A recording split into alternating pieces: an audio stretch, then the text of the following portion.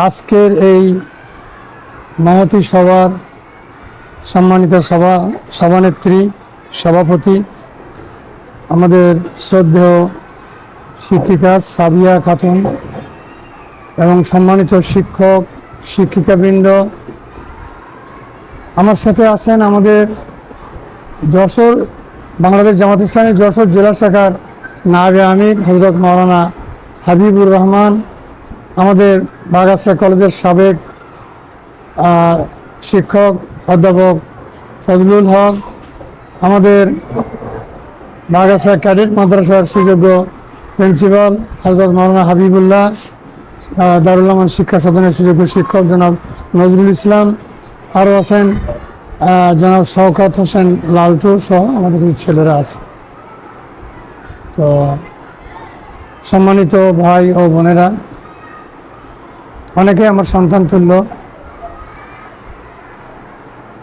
আজকে আপনারা আমাদের জন্য সময় দিয়েছেন, এজন্য আমরা কৃতজ্ঞ, আমরা কৃতার্থ।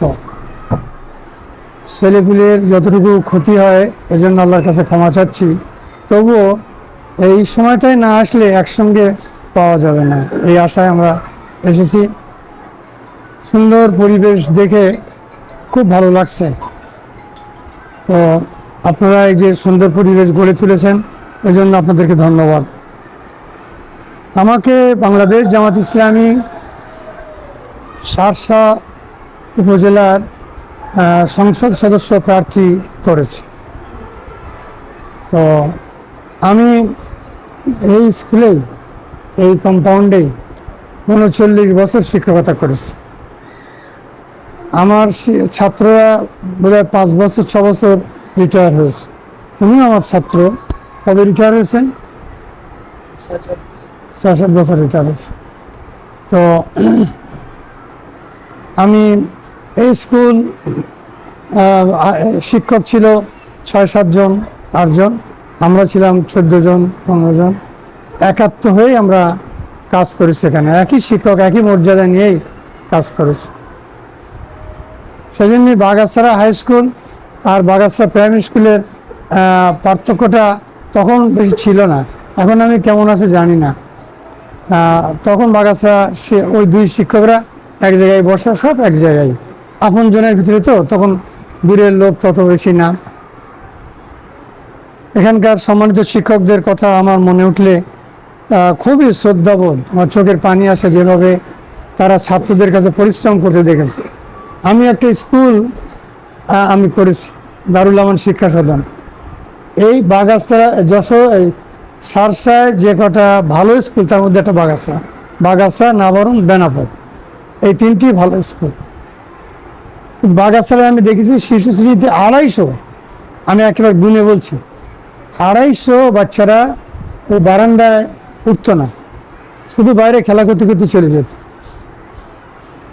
আর হাই স্কুলে 150 বা তার চেয়ে বেশি ছিল। তোমরা কতজন ছিলে মনে আছে? প্রাইমারিতে হাই স্কুলে মানে 5-এ 150 তার চেয়ে বেশি ছাত্র ছিল এরা। তো আমার ধারণা হচ্ছে এই একজন শিক্ষক 30 থেকে ঊর্ধ্বে 40 জন ছাত্রকে পড়াতে পারে, এর বাইরে পড়াতে পারে না, যেটা ওটা পড়া হয় না। কারণ ছাত্রের সঙ্গে ছাত্রীর সঙ্গে চোখে চোখ রেখে কথা না বললে আমার কথা বুঝবে না। যে আমার চোখে চোখ থাকে না, সে আমার কথাটা অতটা বোঝে না। পৃথিবীতে অন্য জায়গাতে এরকম ছাত্র নাই, বাংলাদেশে সেই সামর্থ্য নাই। এখানে যখন 5-এ 150-এরও বেশি হলে ক্লাস 2, 1 কত ছাত্র, এটা আমার কাছে খুব খারাপ লাগতো। তা আমার ধারণা, ধরে নেই 30 নয় 40টা ছেলে মেয়ে নার্সিং পাচ্ছে, বাকি ছেলেরা নার্সিং পায় না। আর ওই ছোট ওরে কি বলে, গাছের এই যে একেবারে কলি প্রথম যেটা বেরোয় কি বলে, অঙ্কুর। এই অঙ্কুর যদি যত্ন না পায়, অঙ্কুর শেষ হয়ে যায়। আর যদি যত্ন পায়, উপযুক্ত পানি, উপযুক্ত রোদ, উপযুক্ত বাতাস পায়, তাহলে ওই অঙ্কুরটাই বিরাট বিশাল গাছে পরিণত হয়। তো বাচ্চাদের ব্যাপারটা তাই, একেবারে তাই। এরা যদি যত্ন পায়, তাহলে এখানকার ছেলে সবই না, ধরেন সে বিসিএস ক্যাডার হতে পারে, সে দেশের প্রেসিডেন্ট হতে পারে। এই যে ছেলেরা আছে এর মধ্যেই, আর এরা যদি যত্ন না পায় তো রাস্তায় ছুরি ধরে দাঁড়ানো যাবে। এটা আমরাই মা বাপ এবং এই এখানকার সরকার, এখানকার শিক্ষা ব্যবস্থা, শিক্ষকরা এটার জন্য পুরো দায়িত্ব। তো আমি এই যে ছেলেটা 40টা ছেলে নার্সিং পাচ্ছে, বাকি ছেলে নার্সিং পাচ্ছে না, সে কোন দিকে ফিরে গেছে শিক্ষক বুঝতে পারে না, ধরতে পারে না, দেখতে পেলেও ধরার সুযোগ নেই। কতজনের ধরবো, কতজনকে আকৃষ্ট করবো? এই জন্য আমি ওই প্রতিষ্ঠানটা করেছিলাম। প্রতিষ্ঠানটা একটা মাদ্রাসা করতে পারতাম তখন, তো আমি মাদ্রাসা করি নাই, এটা স্কুল করেছিলাম। এই জন্য এই বাগাছড়া প্রাইমারিতে যে ছেলেরা নষ্ট হয়ে যাচ্ছে তাদেরকে একটু সেবা দেওয়ার চেষ্টা। আলহামদুলিল্লাহ এখনো সেই মানের নাই পরিবেশ পরিস্থিতি, তারপরেও চেষ্টা করতেছে। বলছি আমি এই স্কুলকে আমার নিজের স্কুল মনে করতাম। তো আজকে আমি যে জন্য এসছি, আমার নিজের প্রতিষ্ঠানেই যেন এসছি এরকম মনে হচ্ছে। তখন আমাদের এপাশ ওপাশ চলাচলাতে কোনো ছিল না। তো আপনাদের কাছে দোয়া চাই। জামাত ইসলামী আমাকে এখানে ক্যান্ডিডেট করতে চায়, তো আল্লাহ তাআলা যদি সহযোগিতা করেন, সাহায্য করেন।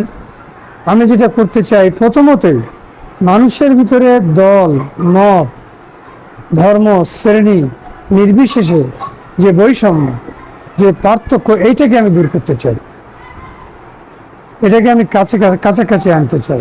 দেখেন, আমার এক ছেলে ঢাকায় থাকে, চাকরি করে, আরেক ছেলে হয়তো বাগাছায় থাকে। তাদের দুজনের মধ্যে ভালোবাসা কম হওয়ার কোনো কথা আছে? কথা আছে? নেই। আমার জামাটা সাদা, আমার ছেলের জামাটা হয়তো রঙিন, আমাদের মধ্যে ভালোবাসার কোনো পার্থক্য আছে? তো এইভাবে দল ভিন্ন ভিন্ন করে, অতীতেও আমরা করেছি ভিন্ন ভিন্ন দল, কিন্তু কি ভালোবাসা, একটা প্রাণ দিয়ে ভালোবাসা যায় না? যায়। তো ভিন্ন ধর্ম আমরা ভালোবেসে বাস করেছি।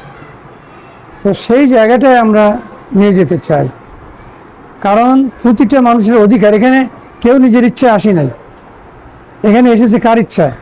আল্লাহ। জন্মটা হয়েছে কার ইচ্ছায়? এবং শুধু জন্ম নয়, এখান থেকে উঠে যে আরেক জায়গায় যায়, ওটাও ওই প্রাকৃতিকভাবেই সে যাচ্ছে। তার চাকরি হয়েছে, না যে উপায়টা কি, এরকম আর কি। মানে সবাই আমরা যাচ্ছি, আমার ইচ্ছা মতো চলতেছি না, চলতেছি আল্লাহর ইচ্ছা মতো।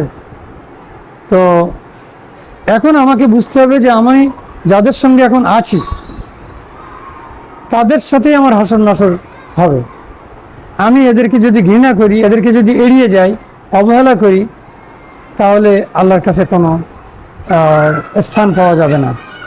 এটা আল্লাহ আমাকে দিয়েছে, আমার পাশে একজন হিন্দু দিয়েছে, একজন মুসলমান দিয়েছে, একজন নারী দিয়েছে। কেমন এই যে ভিন্ন মত দিয়ে আওয়ামী লীগ দিয়েছে, বিএনপি দিয়েছে, জামাত দিয়েছে, আল্লাহ দিয়েছেন। তো সকলকে ভালোবেসে সকলের কল্যাণে কাজ করাই আমাদের মানুষের দায়িত্ব। তা আমি সেটাই চাই। আমি আর যেটা চাই সেটা হচ্ছে আমাদের প্রশাসন থেকে দুর্নীতিটা একেবারে দূর করতে। দুর্নীতি দূর করলে স্বাভাবিকভাবে দেশের উন্নতি হয়। পৃথিবীর প্রায় সব দেশের মানুষ বলে বাংলাদেশ ডুবে আছে দুর্নীতির কারণে, দুর্নীতির কারণে ডুবে আছে। এই কথা লম্বা হয়ে যায়। আমি বলি, একজন শিক্ষক নিয়োগ দিলাম, আমি শিক্ষকটা যোগ্য নয়, টাকা নিয়ে দিলাম, শুধু কি আমি 2 লাখ টাকা নিলাম ওইটাই দুর্নীতি হলো না? ওই শিক্ষকটা 40 বছর কেন শিক্ষকতা করবে? আমি তো করেছি 39 বছর। তো 40 বছর শিক্ষকতা করবে, 40 বছর তার দ্বারা এই এলাকা উপকৃত হবে না, ক্ষতিগ্রস্ত হবে। এর দায় আমি, ওই যে 2 লাখ টাকা নিয়ে তাকে নিয়োগ দিয়েছি, আমি এর দায় করলাম। ক্ষুদ্র স্বার্থ কতটুকু আদায় করলাম, কিন্তু জাতির কোটি কোটি টাকা ক্ষতি করলাম। এইভাবে সব জায়গায়, এটা একটা উদাহরণ আমি বললাম, সব জায়গায় দুর্নীতি উঠে গেলে সার্বিকভাবে দেশের সমাজে জাতির উন্নতি হবে। সেই জায়গায় আমরা চেষ্টা করতে চাই। আমরা চাই আমাদের ছেলেরা, আজকে অনেকে চাঁদাবাজি করতেছে, আল্লাহ এদের দেখলে চোখে পানি আসে আমার। একটা ছেলে কত নিচে নামলে তারপরে এই কাজটা করতে পারে? এই নিচে নামাইছে কিন্তু আমরাই, এই সমাজ তাদের নামাইছে। তাদেরকে এই জায়গার থেকে তুলতে হবে, তাদের একটা আশা তাদের অন্তরে সৃষ্টি করতে হবে, উচ্চ আশা সৃষ্টি করতে হবে। এইগুলো যদি আমরা করতে পারি, এই চাঁদাবাজি, এই হত্যা হবে না।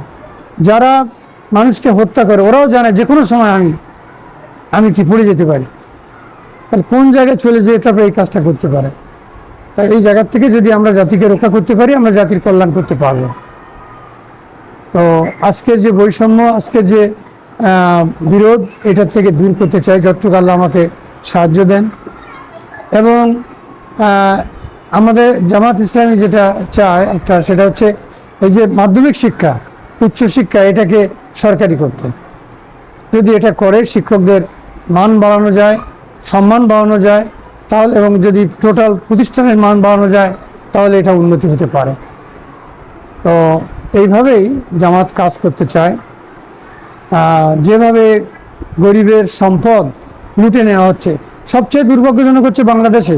পৃথিবীর আমার মনে হয় 4/3 দেশে এটা নাই। বাংলাদেশে একটা জিনিস আছে, সেটা হচ্ছে যারা সরকারে যায় তারা মনে করে দেশটা তাদের একেবারে কমপ্লিট তাদের। আর যারা সরকারে যেতে পারে না, ভিন্ন দলের, তাদের ভাগ্য শাসিত হওয়া। এটা হলে কোনো দেশের উন্নতি হতে পারে না। আমরা এই জায়গার থেকে ফিরে আনতে হবে।